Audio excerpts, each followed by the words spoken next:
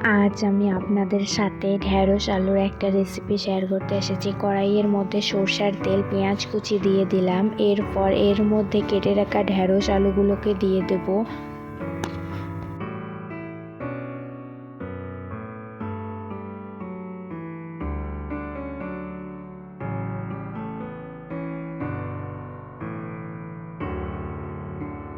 এবার এর মধ্যে দিয়ে দেব লবণ, হলুদ গুঁড়ো, জিরের গুঁড়ো, লঙ্কা গুঁড়ো।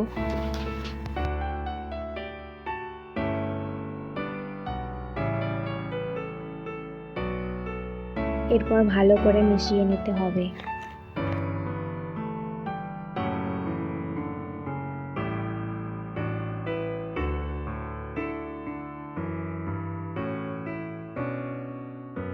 এর মধ্যে দিয়ে দেব জল।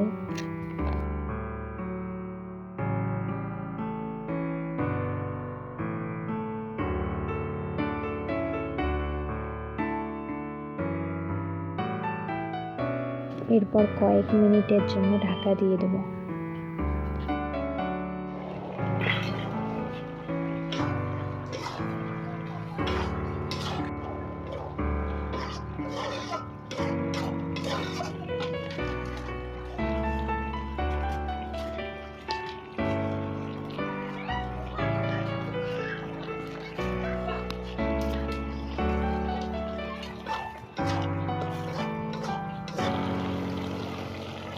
এরপর পরিমাণ মতো জল দিয়ে দিতে হবে। জলটাকে ফুটিয়ে নিলেই তাহলেই রেডি আমাদের ঢেঁড়স আলুর রেসিপি।